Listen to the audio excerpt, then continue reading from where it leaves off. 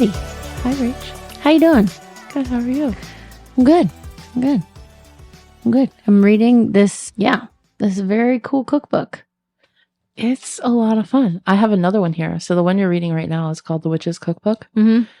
And there's so many great recipes in there. Yeah. And a lot of them align with certain intentions or certain seasons. But I also have one here that is a divinity cookbook that aligns with certain tarot cards and using tarot magic alongside food to create, manifest, and infuse your intentions into what you're eating. That is such a fun exercise. One I've never done before. Really? Well, not intentionally. I think after doing some reading, I'd find out that I've done a lot of things just by accident. Right. Cooking. I mean, you cook for your family and for your friends all the time because you love to, and you love to feed them.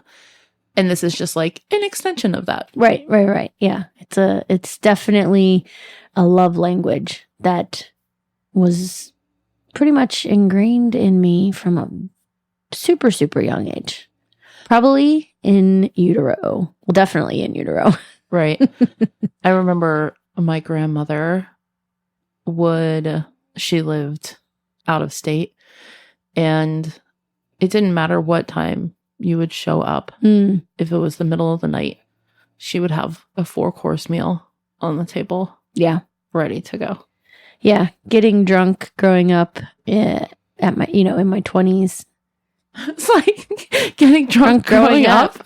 That sentence did not come together exactly the way I wanted it to.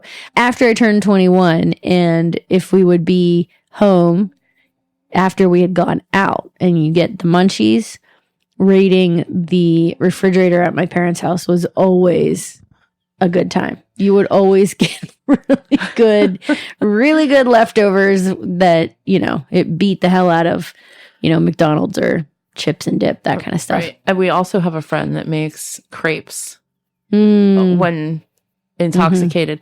Well, she bakes. And she bakes, right. Crepes are her easy go-to, and she I feel safe. One night she made orange souffle at 2:00 in the morning or whatever it was. And we were all like, oh my God, no one can wait up for this.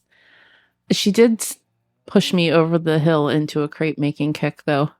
For a solid 6 months. I was like, I could crepe the shit out of anything. Yeah, crepes, I think, go under. They're not like super popular here in the States. I mean, you can definitely find like a creperie here and there, but our go-to is let's just thick it up a little bit, make some waffles or some thick ass pancakes. But crepes are where it's at. Like they're thin, they're delicious. They're so good. They're French. They're French. They're French. Anything French is good. You know me.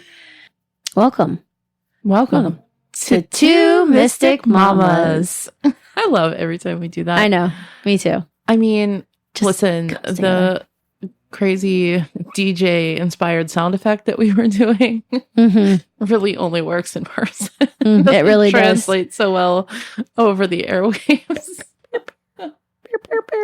No. Listen, for you listeners that have stuck with us the last 10, 12 weeks. Yeah. By the time this comes out, it'll be like 12 or more episodes, I believe. But for those of you that stuck around in the beginning for the first few that were... Her audio was... less train wrecks. Yeah. Less than par. We were trying to do too much. Too much too early. And... We learned. Yeah. We are talking about... Culinary Spells. Yeah, all the cooking. things. I have so much to talk about. I know you do. So many stories. It's like bursting out of you. I can feel it. I know. Well, I love when you brought these 3 cookbooks because my parents are really trying to downsize, and well, let's just say the amount of cookbooks that those 2 humans have after being in the industry and all the things for close to 50 years at this point. It's crazy. The other thing that my parents collected was menus. So throughout their time together, and they will be celebrating 43 years of marriage here in August. And even before that, when they were dating, because they met in culinary school, they would request a menu and have the chef sign the menu. So they have a ton of menus. Some of them are framed. My parents ate at Windows of the World, which was in the Twin Towers in 1981. It was a very, very famous restaurant at the top of, I want to say the North Tower, but it was at the top of one of the towers. And they ate there before they got married. And there was a famous chef that was working there, and he signed the menu. And my parents got married in 81. So they celebrated their 20th wedding anniversary in August of 2001. And that was what my mom had given my dad as the present.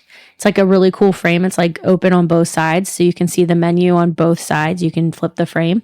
And then the towers fell a month later. That's wild. It was wild. Yeah.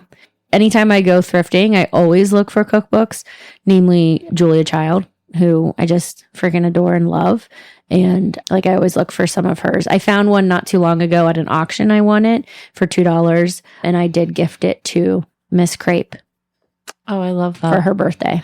I used to collect cookbooks and had a lot of them, but now I really only buy a cookbook. I'll buy like a local cookbook when I travel. So I try to pick up something from wherever I'm going. I don't know if you know this, but I haven't done it in many years now, but I used to create my own cookbook and print it out and give it as gifts every year for Christmas. That does not surprise me, but I did not know that. Maybe I should reinstitute that this year. I love that. Yeah. I think cooking is one of those things where, well, I have such a passion behind it. You know, I offer a service on my website to help people learn how to get comfortable in their kitchen, whether that's just navigating how to use certain equipment, how to hold a knife, how to just basic kitchen things, or if it's wanting to take a step further and, you know, help them learn how to cook and feel comfortable with making meals and food in general, and also teaching children like how to do those things. Yeah. Mostly like more teenagers, not like little kids, like how to bake and whatever. It's more like giving life skills to those who take an interest in this, because I do feel strongly that that was a generational thing that stopped, because right when we were growing up, so we were both born in the early 80s, and then fast food and mass marketing of processed food and how to get food in quicker into our bodies so we could work longer hours and do all of these things that really are so unhealthy for how we function as humans. And, you know, getting back to people learned how to stop cooking, if that makes sense. Like it's just not something that a lot of people know how to do. And it intimidates the hell out of people. It really scares a lot of people. Like, how do I do this? How do I do that? You know, and the kitchen is such a fun place. It's such a place of magic. It's such a place of creativity. But again, I grew up in that. That's what I know. Well, and I love that you have such a unique background when it comes to cooking. I, in my early 2000s, really got into watching the Food Network. Mm-hmm. And so I was all about Nigella Lawson and Alton Brown, and anything that I could learn from those guys, I was like all in on. Yep. And I just started getting in my kitchen and experimenting because I wanted to learn. Yep. I wanted to be Martha. Yeah. You know, minus the house arrest. I don't actually want to be Martha Stewart. I was like, God, why? That would not be the person. No, I just wanted to have my own little cooking empire. Oh, yeah, no. Mm-mm. The interesting thing about cooking too, well, about the industry, when you say empire, right? Because people would always be like, oh, where's your dad have a restaurant? And he never had a restaurant. And then people, you know, were always like, why don't you open a restaurant? Why did your dad after he retired, why did your dad open a restaurant? The restaurant industry is like so time consuming. It is an energy suck. And I will say that like now that I'm so attuned to energy and I'm so attuned to frequency and like that exchange when you're dealing with other humans. There's a lot of things I loved about working in the restaurant industry, and there's a lot of things I loathe about it. And owning a restaurant is not my calling. No, not at all. We had talked about this in kind of the infancy of our relationship, because Charlie's family has a smoked meat business up at the farm. And he was thinking about wanting to do a restaurant down here that was like, you know, an annex off of that, basically. But it's a lot. Yeah. And I was like, I personally am out on that. Yeah. Too much. I think it would be cool, but it is so much time and effort. You live there. Yeah, 100%. If you want it to be successful, you live there for a period of time. My mom had a catering business called Culinary Creations, and she ran it out of the house while raising me and Matthew and Justin, which I have no idea how that would be possible. I have 3 kids, and to, you know, like work on a schedule like that where like you don't know what's going to happen and people are waiting on you for, say one of us gets sick, and I mean, it just is so frustratingly, I don't know, it just, it already makes me be like, ugh. What is the coolest dining experience you've ever had? You talked about your parents in the World Trade Center. Yeah, I have had some pretty magical experiences. One that comes top of mind when we were, I don't know, I was probably 13 or 14. So Matt and Justin would have been like 11 or 12. We went to Toronto, and they have a restaurant in the CN Tower that rotates very slowly. And I remember everything about that meal. We got Shirley Temples in these CN Tower glasses. Our server was super cool. I had fettuccine Alfredo. That was a super, super memorable experience, memorable dining experience for me. And then some of the other ones I think would have just been people, not necessarily the food. I had some pretty magical experiences in my 20s do you remember Gypsy Cafe in the South Side? Yeah. What street was it on? It was on it was like, it ran parallel to Carson. Oh, okay. I know what you're talking about. And it was like it was a BYOB, and they would always have like funky tapas and like bohemian, like pillows on the ground and like live music. Yeah. And that was a really fun place. That had really great energy. So not so much about the food necessarily, but more about just the people there. I had an incredible experience, and I believe this place doesn't exist anymore either. But when I was in Australia, off the coast of the Sydney Harbor, there's an island, and it's an old fort, and it's called Fort Denison. And for a while, there was like a very upscale restaurant that was there that you could only get to, you know, by boat. And so they would ship you over, and it was just me and a friend of mine that I had met, and, you know, that lived there in Australia.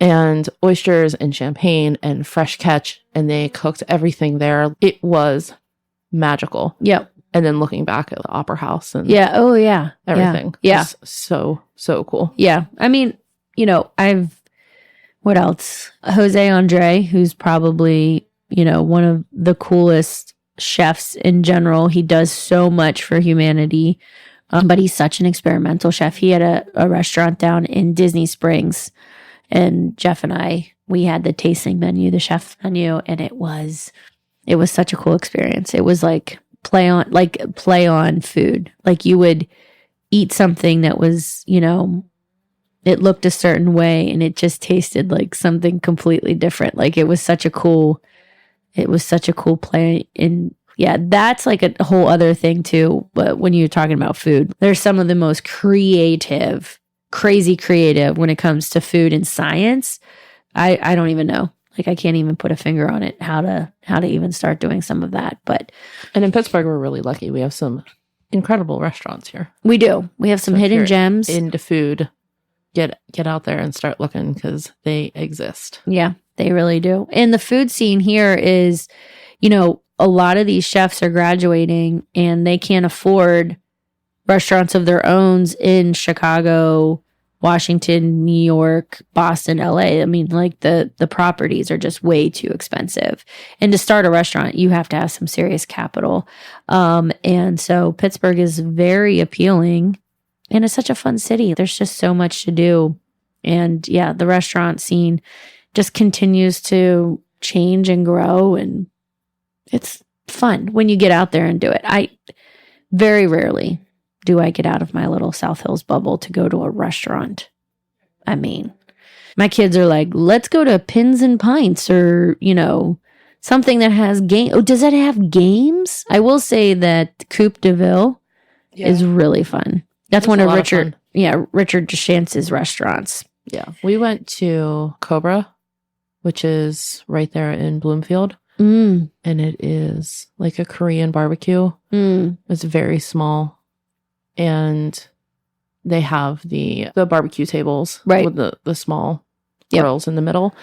It was that was Evie's first time she ever ate red meat and enjoyed it. She was like, oh, this $90 Wagyu? Absolutely. Yes. But it was, everything that we had there was absolutely incredible. Yeah. And see, I will do Korean barbecue. Don't take me to a fucking melting pot. No. Bye-bye. Goodbye. I will never go to one of those again. I went once. I know it's your jam. I know you have an anniversary thing. Yeah, Evie loves it there. But no. Mm-mm. No, it's not our anniversary. That's where she wants to go when she gets straight A's. Oh, okay. Nope. So we go once every 9 weeks. I was one and done. I went once. I got food poisoning when I was pregnant with Emmeline, and I was like, never again am I going to pay those kind of prices to cook my own food. That was mediocre. I thought it was so mediocre and so expensive. I like it because they are really great with gluten allergies. Oh, well, yeah. I really appreciate that. Like, we've touched on restaurants. We've touched on, like, the background, kind of how we grew up. Let's talk about the magic of cooking. Yeah, let's do that. Let's get into it. So, growing up, I always knew that food played a big role because my mom was very strict is the wrong word, but consistent. That's a good word. My mom was very consistent with us having family meals. And now raising 3 children, I'm like, why can't we have regular family meals? And it's because we are involved in I don't want to say way too many activities, but we're involved with more activities than I was growing up, right? Like, it was just not a thing. So we would always have family meals, and we always had a salad, and it was a ritual, plain short of it. And I think it laid the foundation for me just to appreciate what that looks like, even if you're doing it on the run, but what it means to eat with maybe one of my children, not all of them, or, and just what goes into preparing food for nourishment. I think one of the things that I really try to stress with the kids is nutrition versus, no, you can't have that. No, you can't have that. It's all right. Let's look at the ingredients. Okay. And really analyzing it and being open with them, right? Because so much of our processed food in the United States is absolutely terrible for our bodies, and it is full of garbage, and it is convenient, no doubt, but it's really not good. And so I try to just teach the kids, listen, you can't just have carbohydrates and sugar, because then guess what's not going to happen? You're not going to have any magic happening in your body. Like, we all know that if we eat well and we feed our bodies well, we feel better. There's not one person out there that can say that isn't the case. And there's a lot of studies out there about how you can heal certain ailments in your body with food. With food. Right. Yep. So I think, just being in that, and, when we moved into the house we have now, one of the things was we blew out the whole wall that basically divided the first floor living area, because I really wanted the open concept, because I wanted to be able to cook and entertain at the same time. So, we have that giant island, and it just makes it very accessible to, be at the stove or be prepping and cutting something while also, talking with whoever's at the house, whoever, the kids are home, and just asking them questions. And so, our family sit down dinner just looks a little bit different, but we still have that, I try to still have that unity of eating and talking at the same time, not being on tablets. I mean, we do from time to time, definitely. I have a strict no screen at the table rule. Oh, not at the table, yes. But like sometimes they'll be like, can we eat in front of the TV? And depending on the night we've been having or the day, I'll be like, yeah, we can put something on, watch a movie, and especially if they have friends over and that kind of thing. Yeah. Our nights are also very crazy. And usually none of us are home at the same time. Charlie will be gone for long, long stretches of time in the evening with rehearsals and Evie's in and out of activities and whatnot. So our time is really the morning. Mm-hmm. So we always have breakfast together. Even if one of us is fasting or something like that, we still sit down and, enjoy breakfast time together. And, we have like a mantra that we say in our family before we eat. That's not religious, but it's just very much like thanking the earth for the food that we're eating and welcoming, any family and friends that might be joining us. But the mornings for us are so great because we get up, we have a lot of ritual in the morning. Like you were saying, sitting down and eating a meal with your parents was ritual.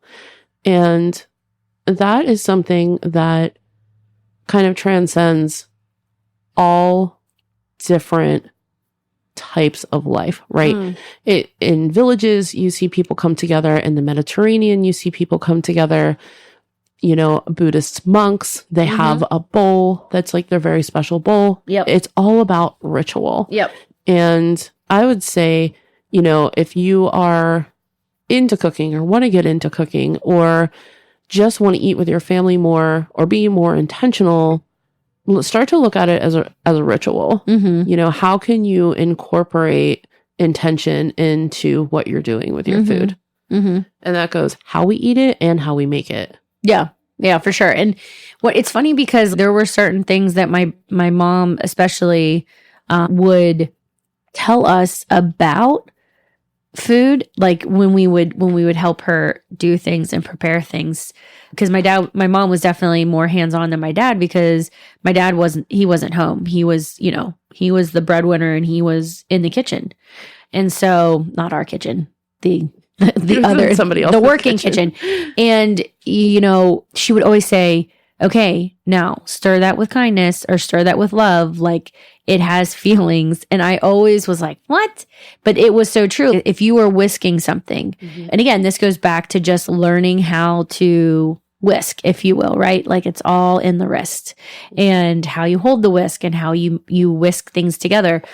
When you do it with intention and you do it with grace, right? Like you're not super hard with the whisk.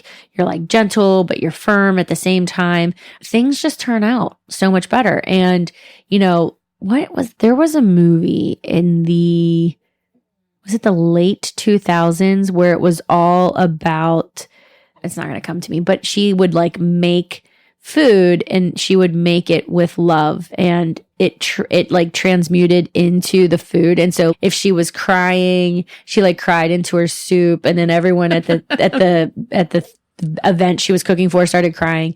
And so, I think that is so true. And I do it with the kids too, because sometimes they're like super rough when they're like doing things. I'm like, no, you have to be more gentle. Like Graham was helping me last night on the grill, flip burgers. And, it's like anything else. The more we've been doing it, the more I know how to use a spatula and just be like, bloop, bloop, bloop, bloop, bloop, whereas you have an 8-year-old that's like, I don't know how do I flip it, and just taking the time to do that. So the power that you can infuse into food that then, because nothing feels better than making a meal that you've really enjoyed putting effort into and then having it taste so delicious and so good. And then having other people be like, oh my God, this was the best meal ever. Thank you so much. Nothing brings me more joy. I know it does. It feels so good. I had a girlfriend that had stayed the night a couple of weekends ago, and I made breakfast for us the next morning. And she was like, this is amazing. Even your strawberries taste good. And we were just laughing about it because when you go and somebody makes something for you with love, it tastes so good. And I have a meal that I make that Charlie has dubbed best friend pasta. And I've made this for you before. And I first started making this like over 10 years ago when I would go to the farmer's market in the north side. They would have it on Fridays. Oh, yes. Right. And the Farm Kings. Well, this was... You know what I'm talking about. The most gorgeous Adonis farmers known to man. Everybody went to that farmer's market just to see the Farm Kings. I totally forgot about that. The King brothers. Well, how could you forget about that? I don't know. I was focused on the skinny pasta guy. Not me. No, but I would go there, and then I started my own garden. So I would kind of take things that I grew and things that I got at the farmer's market. And I think the pasta guy, it was just like a small little stand. Mm-hmm. And I think it was Ohio City pasta, which is like pretty big now. Yes. And I would go home and I would get fresh goat cheese too. And I would make this pasta, and I called it farmer's market pasta. And then it kind of transformed over the years. And now when I have someone over that I, care for, and I want to make a meal that really is nutritious, but also like full of love and caring, I make my best friend pasta. And it's just all veggies. Mm. And I use gluten-free corn pasta. Mm. Yeah, that sounds delicious. I don't feel like I've had that. Yeah. You said you made it, but I made it for you one time. Was it a long time ago? No, it was recently. Can't believe you don't. I know, but I feel bad about it too. But you're just going to have to make it again. I'll just make it again. A lot of what you're talking about, though, moves into the area of kitchen witchery or being a kitchen witch. Mm-hmm. And, the things that your mom was talking about with love and care and infusing all of those things into your food have been done for generations. Mm-hmm. And they were done by medicine women, and they were done by quote unquote witches and women that were the head of families and the head of tribes that were taking all of the food that they were gathering and putting so much love and intention and care into feeding their families and their people. Mm-hmm. And so you were talking about whisking. And in the kitchen witch world, which I started an Instagram page called The Witching Kitchen, which is just geared towards, fun witchy things. Mm-hmm. Like, I'm just going to start to post recipes and stuff in there because, it's fun. But when you whisk clockwise in a clockwise direction, you are adding in your intention to whatever it is. So when you're stirring, when you're whisking, if you want to add love into it, if you want to attract abundance, if you want to manifest something, then you stir in a clockwise direction. And then if you want to, let's say, release something or banish negativity or something, and you're making something that you're like, I just want to let go of, what I'm holding on to, you can start in a counterclockwise direction, which is also called widdershins. I believe a Scottish term. Interesting. Mm-hmm. Yeah. And that just made me think of when I get on my sourdough kicks too, because some things take a lot of attention and a lot of time. They're not necessarily difficult. Like sourdough is one of them. You just have to feed it. And then you have to make the bread, or you have to do something with the starter. And sometimes I find myself, kind of being in that mindset where I'm like, yes. And then I'm like, no, I don't want to do it anymore. It's too much work. It's one more thing I have to do, So I think cooking is like that too, where you just go in cycles. Like we all go in cycles of different things where sometimes I'm really into it and I want to experiment. And very rarely do I use recipes when I'm making savory dishes. If I was doing there's no recipe for your best friend pasta. It's like whatever you want. How do I make it fun? How do I make it delicious? You taste as you go. I kind of do that when I make, meatballs or different types of things too, where I don't really follow a recipe. I kind of know what I need to add to it. Taste as you go with meatballs. I do taste a little bit, but I cook it. I don't eat raw meat. Ugh. But also how you're saying about the Food Network and how you used to watch that. I think there are some really incredible shows out there now that are so much fun to watch. And if I was to ever do anything, there's a show called Somebody Feed Phil, and it's the creator who was the creator and writer of Everybody Loves Raymond. back in the day, which wasn't a show that I necessarily watched religiously at all, but I knew like of it and I knew it was popular. But he travels around the world going to places and eating through the cities, which is like, that's my jam. If I travel somewhere, and you said you pick up cookbooks when you travel, just feed me through the city. I don't need to go to nightclubs. I don't need to necessarily see all the fucking churches or cathedrals or museums. Just feed me all the way through. I want to know from top to bottom what they got going on food-wise. I can't wait till we travel to Europe together. Yeah. This is going to be epic. Yeah. We're going to travel, eat our faces off, lose weight, because that's what happens to everybody. They go to Europe and they lose weight, even though they eat the most decadent, delicious, amazing food because there's no preservatives. There's nothing shit in them. They're just straight good ingredients. When I got here today, Rachel had made blueberry scone cake. I mean, it's a take. Yeah. It's a take on a combination of, we'll just go with that. Yeah. That blueberry works. scone cake. And it was gluten-free. Yeah. And it was delicious. Delicious. Not attractive. It doesn't have to be pretty. No. It tasted real fucking good though. No, it did taste good. It was kind of crumbly. Okay. Scones are crumbly. Yeah, they can be, yeah. I just want to mention that there is a distinction here between cooking and baking. Now, you can still bake with love. Baking, you can't experiment as much unless you really know what you're doing and you're like a tried and true baker. Like my sister-in-law, she could probably experiment because she's like an extraordinary baker and that's her jam, right? Cooking allows you a lot more freedom. I love to just get in the kitchen and Charlie gets excited when I wing it. He's like, oh man, this is going to be good. I know for when you dishes, wing it, but it's gonna be not good. baking. Right, for cooking. Yeah. Baking. So I did follow a recipe and I tried to take a gluten-free mix and it was a cake mix and turn it into scones, which... You made one giant scone. I did. It's just a big circle. One big delicious circle. But I think, like even going back to my sourdough, people started, because I started making sourdough, not so much this past wrestling season, but the season before it. I was like making so much sourdough. That's when I was in like my heyday. And I was like to the point where I had to give bread away. Like I was sending loaves of bread. Not this way. You never made a gluten-free loaf, lady. I know. That scares me. I did find a whole Instagram page dedicated to gluten-free sourdough. I think you should make gluten-free sourdough. I know. I got into sourdough like everyone did in 2020 before I knew. See, that's not when I got my gluten into allergy. And then in June, I had found out about, all the things that were going on with me. There was a lot of things I didn't get into in 2020 because I was making my third human.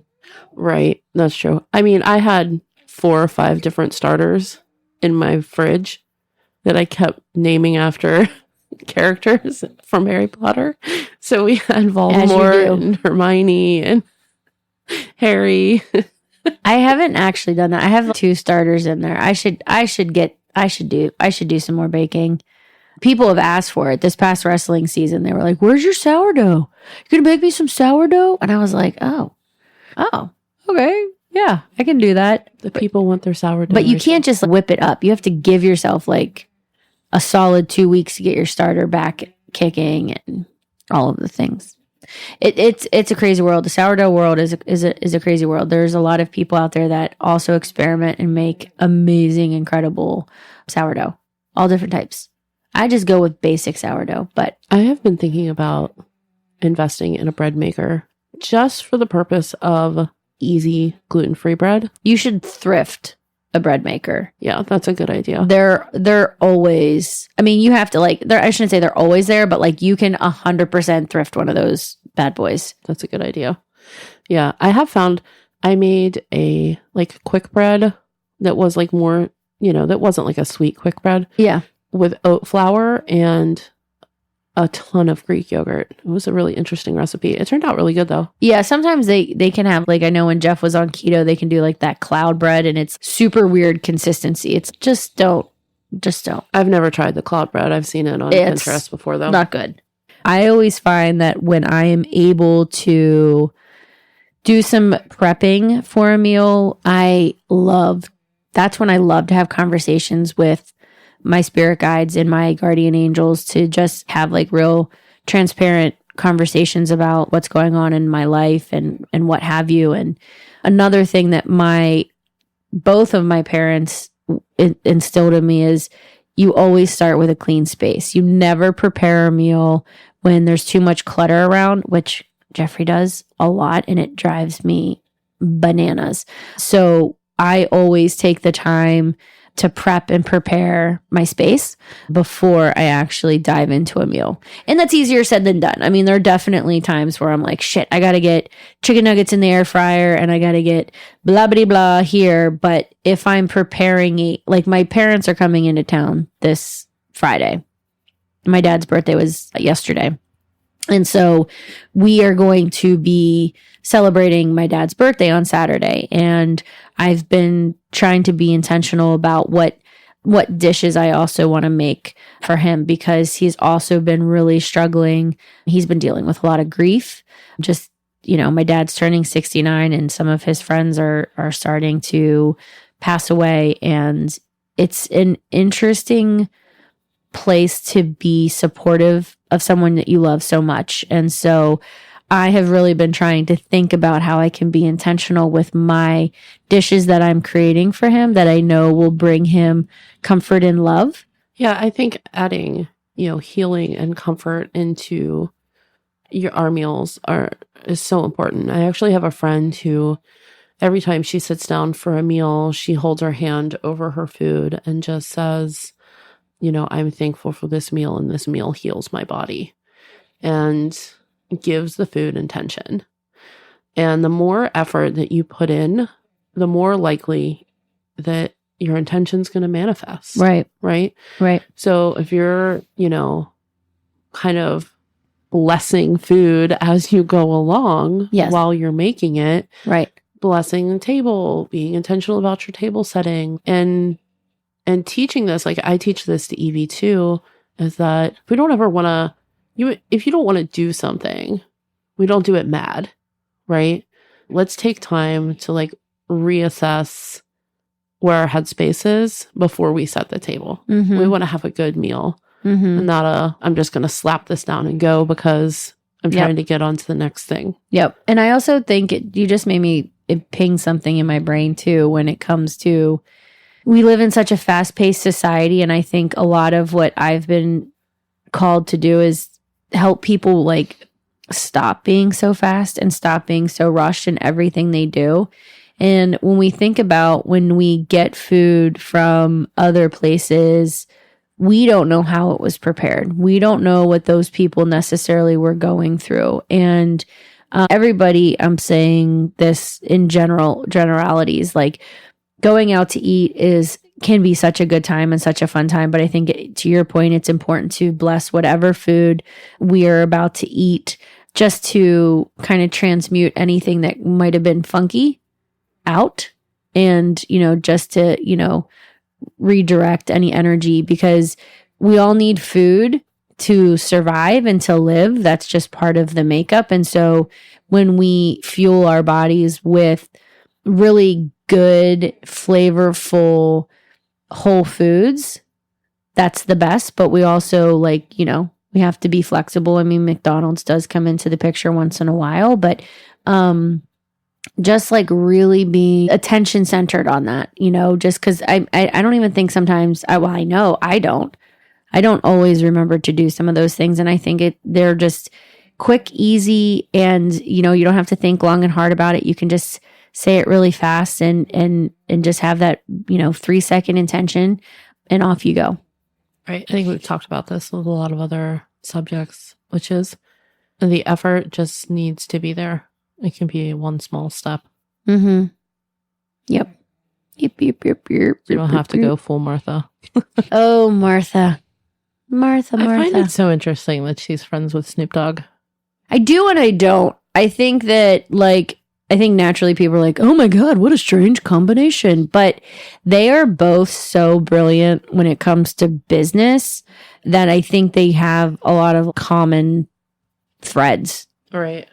Plus, I know Martha gets down with the weeds. So, they got that going for them too. Oh, Martha. That's a whole nother topic we could talk about. Food that's been infused with drugs. We don't get down with that. Not yet, anyways. Maybe I'll save that for our 70s. So it can be our retirement plan. Yeah. Yeah. Yeah. I'm going to join the psychedelics and the... Yeah. Ayahuasca. Yeah. I got too much going on now to be like, let me just ruin my brain for 6 months. Oh my God. Oh my goodness. Raising the humans does that for me all the time. I can't combine anything else with that. The other thing we haven't really touched on, we've touched a lot about food, but we haven't really touched about like tonics or pairing it with like beverages, which is also a really cool area that you can explore because naturally there's so many beverages out there that complement certain types of food. And I'm not just talking alcoholic beverages. I'm talking just beverages in general that can really pair so nicely with a meal and making sure that, you don't combine or you don't forget to combine that aspect of it. I mean, even down to like water. There's a lot of different types of water out there. I know people are going to be like, what are you talking about? But there are a lot of different types of water, whether you're doing still water or sparkling water or mineral-based water. That's like a whole other thing too. I am all about flavor profiles that work synergistically with one another. Mm-hmm. And my husband will pair some random ass shit together to eat. And then drink something bizarre on top of it. I'm like, do you care at all about your taste buds? The palate. Oh my gosh, it's terrible. What are you doing? I will never understand it. I'm not the kind of person that like all of my food has to not be touching or whatever. If it touches, it's fine. I like a good combo of this or that. There's certain wobble. Right, exactly. But some of the shit he eats is wild. Yes. Yeah. My dad would do the same thing growing up. He would make peanut butter and mayonnaise sandwiches. Oh no. Fuck that. That makes me want to vomit. He said it made it creamier. Fuck your creamy peanut butter. Oh so gross. God. No. No, nothing about peanut butter and mayo should ever. You know what makes peanut butter sandwiches creamier? Marshmallow. That's a fluffer nutter. I know. I was definitely in a phase when I was probably in middle school when I found that combo. Now, oh my God, it makes my teeth want to rot out of my face. But I had a weird thing when I was in like 8th, I would say like 7th, 8th, 9th grade, where I would make onion sandwiches every day after school. What kind of onion? So just like raw onion. Yeah, but we're talking like red? Just like a white onion. Like a sweet? Like a sweet onion. Okay. On sourdough with yellow mustard and salt and pepper. Raw. Not sauteed. Just raw. Yep. That is bizarre. I mean. Yep. I know. That's out there. I don't even know why I did it. Should I make one for you after the podcast? I don't Would you eat it? I don't know. I haven't tried one since I was young. Ooh. Fascinating. I don't think I did. I remember once. So my parents, when my dad was home on the weekends, he would naturally cook, and he always just made it look effortless, right? Like a little bit of this, little bit of that, pinch of that, like you're just in the kitchen doing whatever. And, at the end it's, here you go. And you eat it and you're like, that tastes delicious. So I thought that's really what you did. You just went in and took a bunch of shit and threw it together and it tastes delicious. So I made him a sandwich. I was probably Graham's age, like 8 or 9. And I made him the sandwich and I just threw a bunch of shit on it and kind of like that peanut butter and mayo. I don't think I went that hard. I think it was like, a bunch of different types of deli meat and then maybe some jelly. I mean, I funkied it up, and my dad, I put toothpicks in it. Like I cut it in half and put toothpicks in it, as you do, fancy red little frilly toothpicks on it. And I think I was going for maybe like a club, maybe like a California club, but I made it a Waynesboro club instead. No, my dad looked at it and was like, I'm not eating that. And I was like, no, you have to. I made it for you. And there's no chance, Rachel. I don't know what you put on that, but no. But I distinctly remember doing that. And that was my first. So you can't just put everything together. Right. There is a method to the madness. Evie likes to make concoctions. Method to the magic. Method to the magic. Drink concoctions? Well, Emmy likes to mostly do mocktails. She likes to fuck with Charlie. Oh, yes. Yeah. No, I know about this. She'll make all sorts of things. But she does, every year, we set an intention at the beginning of the year, and she picks something that she is going to learn how to make that year, something new. So tortilla chips, or when you're scrambled eggs, or, cookies, or, whatever. Each year there's something. But she loves to prank him on April Fools. And I'm drawing a blank as to what she did this year, but I know it was food involved. But no, she put hot sauce in his syrup. Oh, that's right. No, she made hot sauce pancakes. Hot sauce pancakes. I knew she put hot sauce in something. She just put a bunch of hot sauce in that batter. And then last year, she took him Greek yogurt with chocolate chips for breakfast, but it was fucking mayo. Yes. Oh. And mayonnaise is one of those mayonnaise is one of those things that really trips people out. Well, her original thing she wanted to do was take an old toothpaste container and fill it with mayonnaise and have him brush his teeth with it. I was like, babe, I don't have the patience to squeeze some mayonnaise into your tooth. That might just be so trauma inducing. He's such a good sport. I don't know if Jeffrey would be. He gets real tripped out about pranks. Though I don't do them. We never think about it. I don't really enjoy being pranked. I don't think I've really been pranked. So I don't know. Maybe I would. Good conversation, Rachel. Carstileo, do you even need me for this conversation? Talking to myself. But yeah. Oh, all right. Well, speaking of, let's go eat. I want to make you some food. Well, you made some soup for us. I made a blueberry cake scone. And I made some chicken enchilada soup. Yeah. So I'm going to do something with some tortillas, and I think I have guac. Yeah. Let's just go. I'll go raid the refrigerator and whip something up. We're going to go feed ourselves, feed our bellies, feed our minds. It's so important. We love you guys. We do. And your brains. Go get some good food.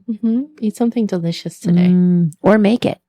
If you get into this place where you're like, oh, I shouldn't eat this, or oh, I should eat this, because I just want you to get real still. And I want you to think about, what do you really want? Really listen to your body. What is it? A, it's probably not as terrible for you as you think it is if you really listen to yourself. And B, even if it is, just do a little bit. But give yourself what you really, really want today. Yes. Good advice. I love you. All right. Peace out. Bye-bye.